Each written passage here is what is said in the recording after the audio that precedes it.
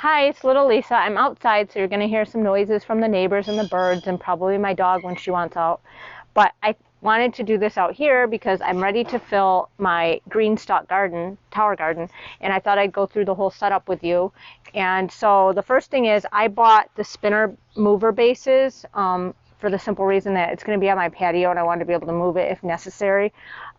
So it comes with wheels. 3 of the wheels are locking, 3 are not, and it says to alternate. So they just push right in, like there's no pushing down, they just go right in. And so this one is not locking, okay. And you don't really have to, like they just go, they don't even really, you can push a tiny bit to get it all the way in there, but they really don't take any effort. Here's another locking. So we did the other one, and we're just finishing this one. This one is not locking.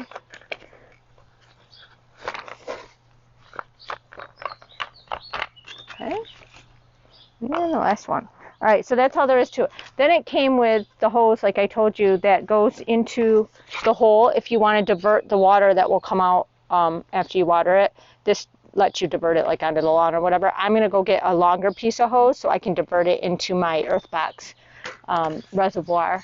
And then it also comes with a cap if you, like for instance, wanted to take it into the house or in your car or something.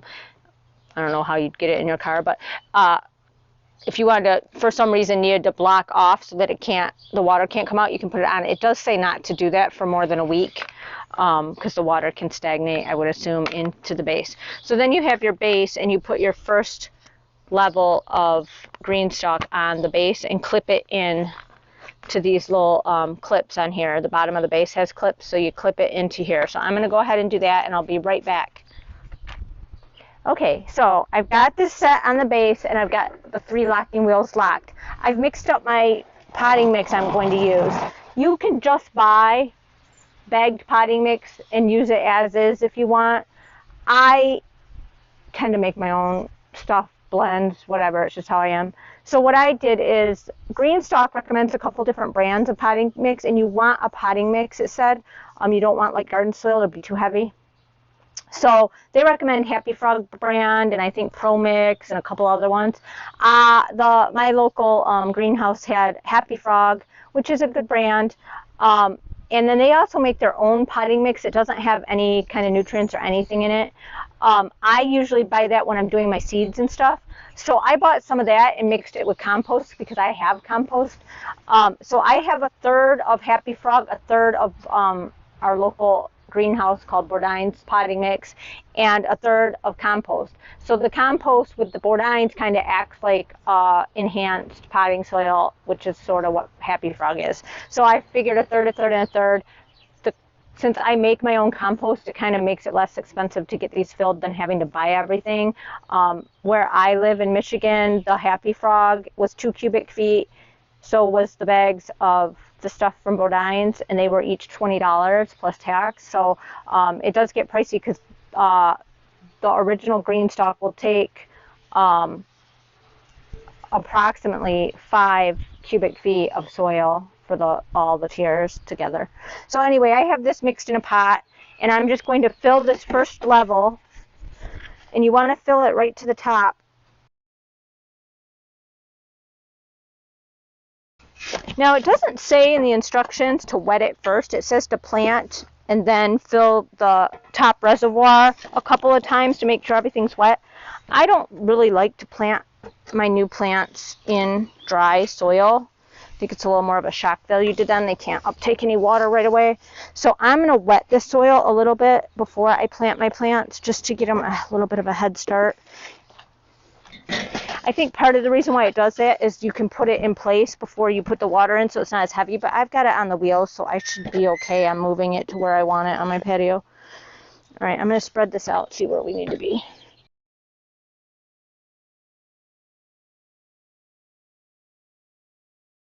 So I'm probably going to have to mix some up for pretty much each level because it takes quite a bit of soil.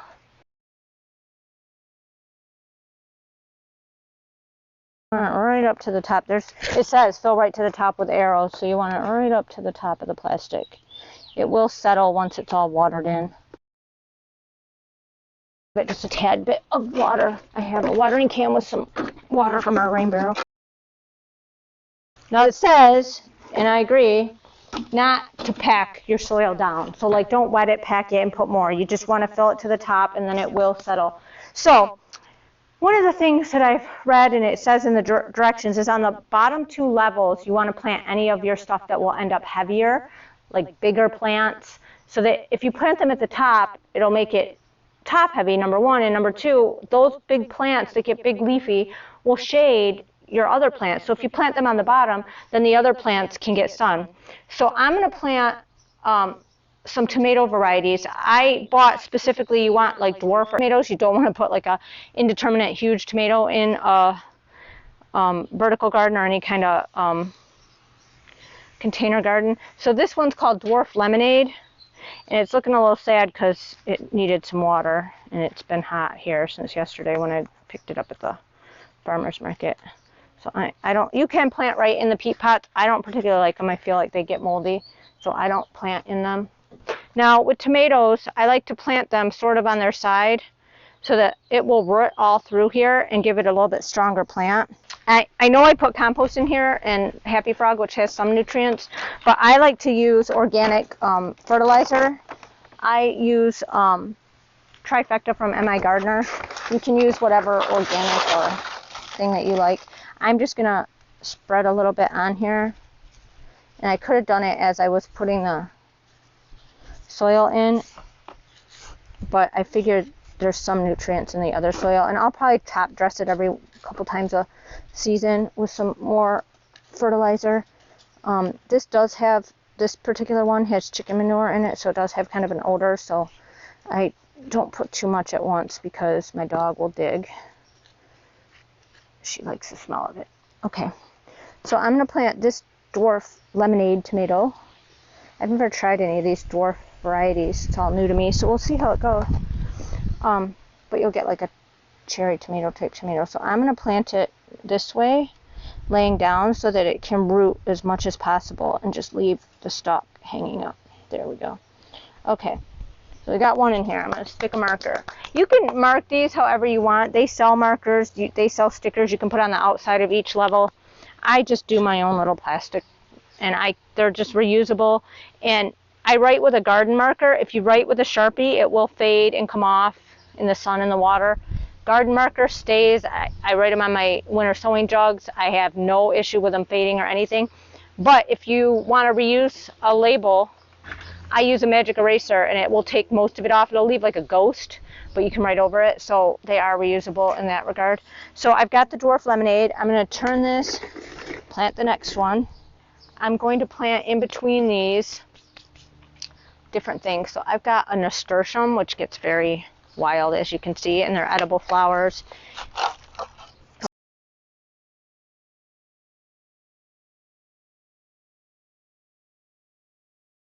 All right, so now I've got one called Bundaberg Rumball, and it's also considered a dwarf variety, good for container gardening. If I can get it out of here. It's dry and needs water, but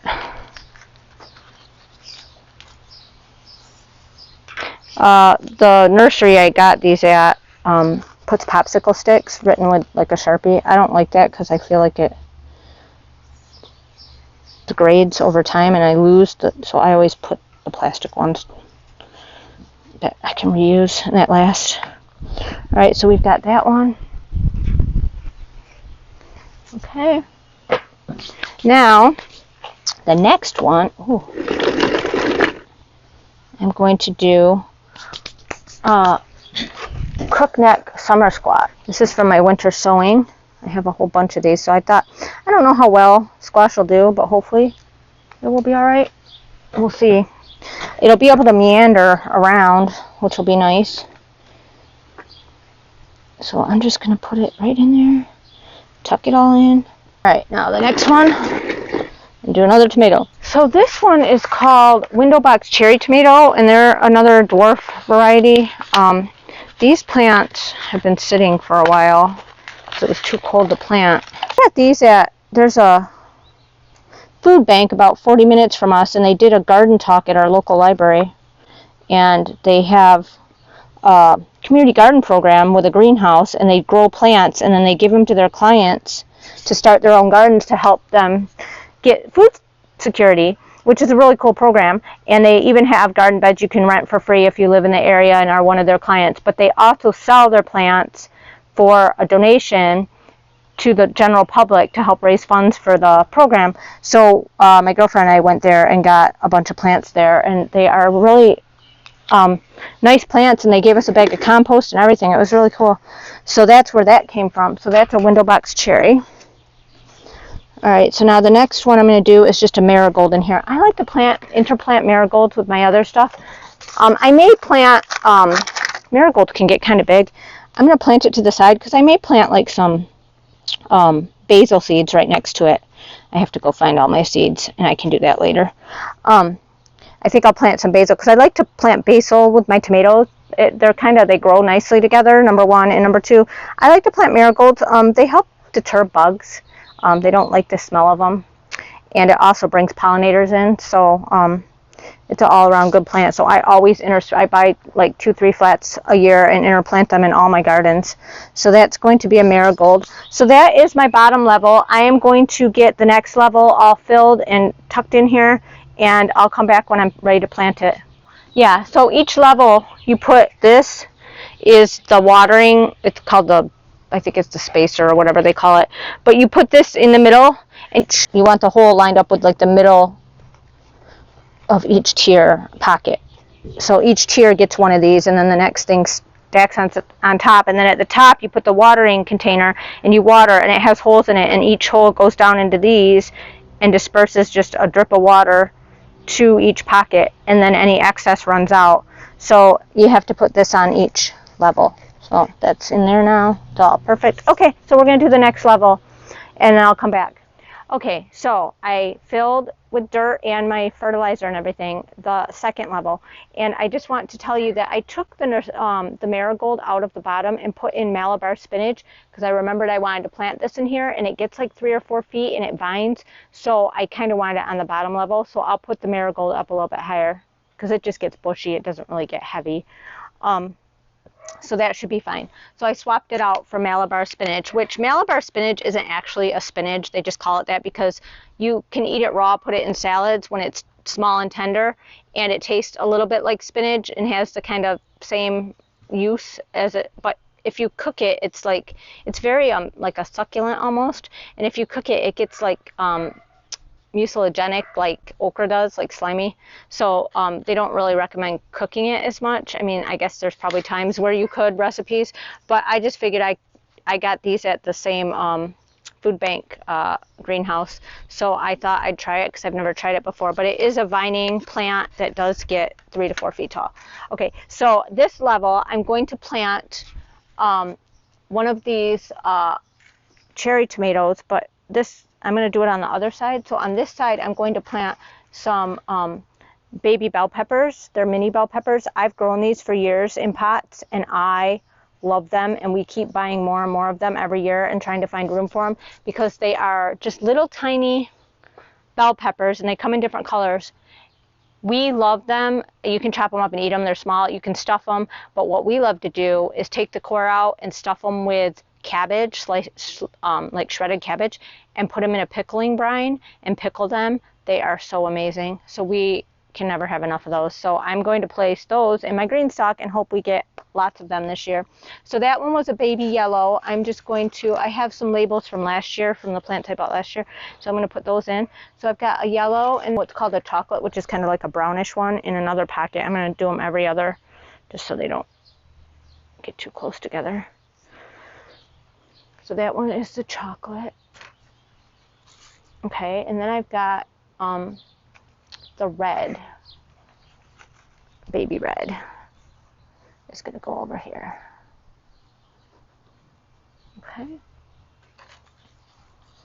Okay, and then I'm going to do another one of these window box tomatoes.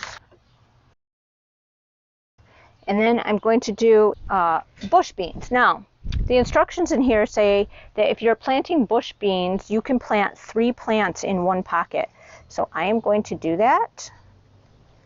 I'm going to move all this soil over and plant 3. And these are just a mix bush beans, so there's yellow, purple, and green that I grew from seed in my winter sowing. So I'm just going to grab some. There's 2 here. Put 1 here. Put 1 here. And I don't know which is which. It'll be a nice surprise. All right, so we've got bush beans. We'll see how 3 do. And then on this other side, I'm going to plant a cayenne pepper. I know generally they say don't plant hot next to mild peppers, but we're going to see how it goes in a tower garden. It might not be a problem. And I have lots of cayenne pepper plants, so I bought an extra 4-pack just so I could experiment in the tower garden, because we can never get enough cayennes. We dry them for winter use. We use them for when we pickle stuff. We put the hot pepper in there. We make pepper flakes.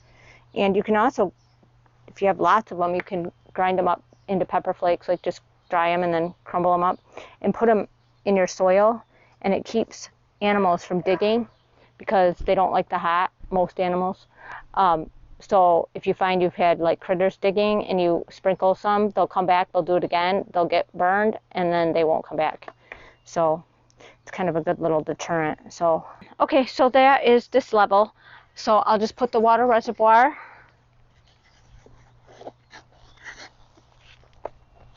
There we go. Line up the holes with each. Okay. Make sure it's... All right, so we're going to do the next level, and we'll just keep building this up, and then we're going to move it over to where it goes and water it in. Okay, so we've got the 3rd level on. I've got everything in here, the fertilizer, everything. I did take the cayenne pepper and put it on this level. I decided we'll do the hot peppers on this 3rd level, and in its place, I put an eggplant, because the eggplant will get a bigger fruit, heavier, so probably better on the 2nd level. So now I'm going to put another one of these window box tomatoes. I have 2 more, so they're going to go in this level. They get like little cherry tomatoes, so I don't think they'll be too heavy. So I've got 2 of those. So I'll put 1 over here. Then I'm going to do the cayenne peppers in this level. And then in this last one, I'm going to put that marigold that I pulled out earlier from the bottom level.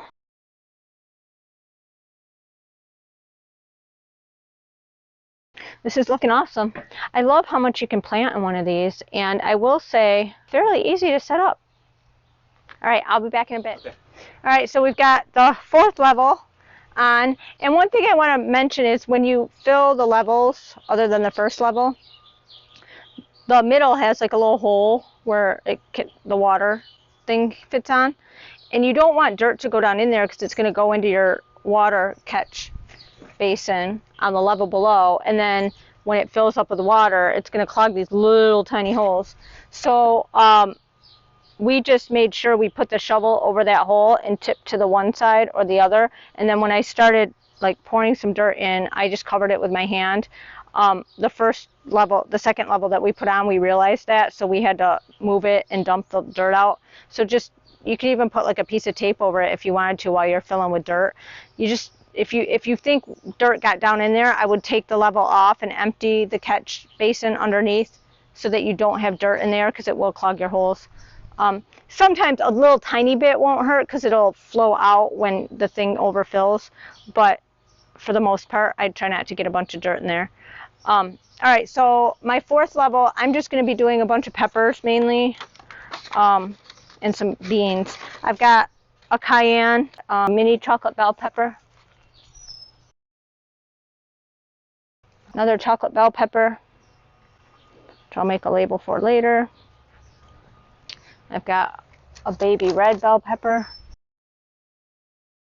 Plant some bush beans again. I got this little tiny one I'm going to put in there and see if it survives. All right, and then I'm going to put 3 more.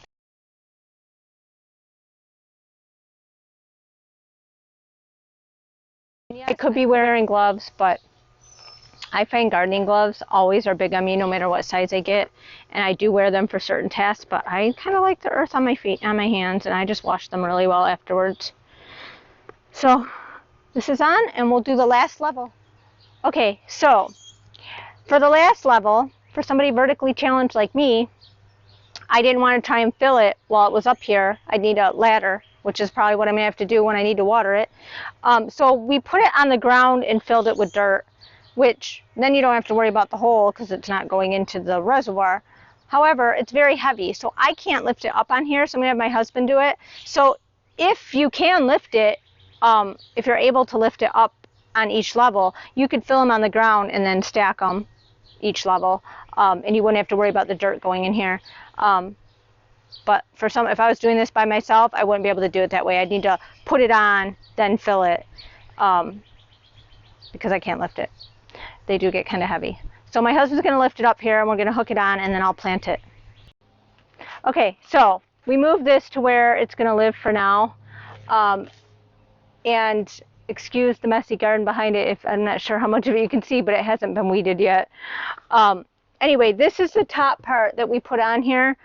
This is for my other one. This says right in it, water only. This is the water reservoir, how you water this. So you fill this every few days or however often it needs to be watered, and it drips through these holes into the reservoirs you put on each level, and then those drip out into each pocket.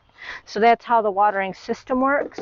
So because I'm short, I'm going to use a ladder, and I'm just going to put the hose and fill this reservoir. And it says for the first time you set up your Greenstalk, you may need to fill it twice. So fill it once, let it drip down, and then if all the pockets at the bottom and everything don't seem nice and wet, you'll need to fill it again and let it drip through. It has like lines on it on how high to fill the water. It also flows through the middle into all the little reservoirs. All right, so I'll come back when it's all full and show you what I'm doing next. Okay, so I told you that I bought the accessory that's the moving base. I also bought the lid for the water reservoir, basically because it keeps debris from getting in there and clogging it, and then you just have to take the lid off when you want to water it. So you basically, it's full when you see the water coming out the bottom. So I filled it till I saw water coming out the bottom, and now it's all going down to the other levels. So once that finishes its process, I will, that just sits on there like that. Once that's done, I will refill it again, because since it's the beginning, until I make sure everything looks nicely moistened, and then I will just fill it one last time and let it sit. So that's that. And then I did buy the accessory that's called the plant support, so I'm going to get those put on, and I'll show you how that goes. Okay, so we set up the first plant support on the second level for the stuff growing on the first level. I bought a 3-pack of these. They come in a little bag with the parts and some instructions. The instructions are pretty basic. So you have the 6 support stakes, and so you put those around. This side clips right on, so it just goes in here and clips on. You gotta kind of wiggle it so it can get both sides in, like that, just like that, in between each set of pots. Okay, so I'm gonna go around and put those on. I'll come back and put the other parts on. All right, so here's the plant stake, the hoop part that makes this part that makes the main stability. So it's got like a little circle. You put it on the foot of the plant stake that you just put in. Pop it in there. Put the next one. And then you hook them together. And it's got like a little... You hook them together first. Well, I guess I gotta hook it together first. It's okay. I can tip it. All right. And just slide it in. There you go. Then you just keep going around and do that on all the sides. So I will finish that and we'll be back. So there's like a little slit in here and a little foot. You put the foot in and kind of just slide it in there and click it. And then you can put this down on the next one. The first one you put the part down first. Okay. So I have to keep going around. I got 2 more. Now I got to go in and just make sure they all didn't pop out anywhere. And make sure they're all stable. All right, so now as your plant grows, you can train it through here. If it's something that has like peas or something that like trellises more, you can hook it around. But it'll like hold my peppers from falling over. It'll hold the tomatoes from falling over. It'll help the summer squash kind of have some support. So I'm going to put one on the next level up. And then at the top, even though I have peppers, since I can't really put a support above them, I'm just going to put like some little garden stakes and tie them to them if I need to. The mini bell peppers don't get very super tall, they get more bushy, so we might be okay, but if they get a lot of fruit, it could weigh them down. So we'll kind of see how they grow. I might have to just put a little garden stake in there. But that's pretty much how this works, and I bought the 3-pack, so I'm going to put the third one on, and then that's all there is to it. And hopefully my babies will grow really well. I'll come back when they've grown a bit and let you see how it's going. All right, so we got the 3 plant supports on. I think I do want one more for this level to put on this level, so I may order some more because then I'll have some for my leaf one that I haven't set up yet. But I'm going to refill the water reservoir and then we'll be all set for now. I did mist all the compartments just a tiny bit just to make sure the soil was wet in the front because it drips in the back of each pocket. So I'm just going to fill this and then we're good to go. I'm going to turn it on to there. A little bit faster. All right, I'll see you later. Okay, so I've just got some photos here of as it grew. Those are the beans, the bush beans. They grew really well and we harvested quite a few. That's the nasturtium. It got humongous. I don't know if I'll do that again. This is the zucchini. It did. We got a few zucchini off it and it was a good experiment, more bush beans. And then the peppers, the mini bell peppers, they were fantastic. So the bell peppers were fantastic and we got lots of them. They were so wonderful. I absolutely love them. And we will be doing a bunch of those again. And then the entire green stalk, as it got to be more summer, was absolutely fantastic and grew just gorgeous. And we harvested quite a bit off of it. I definitely will do it again, maybe change up a few things. And then in the leaf, which I didn't show us filling and planting because it's the same exact procedure, I put lettuces and chard and some kale, and we got all kinds of stuff. The kale did not get as big as it does in the ground, but we got lots of like smaller leaves, which were great for doing various recipes with. And it got very lush. I planted some herbs in there, and the whole thing just grew fantastic. I did get a few aphids, but we managed to take care of them. And I will definitely be doing both of these again, and I have bought several more. So, anyways, I will do a further video on how I do my second season of the green stalk. I just absolutely love them.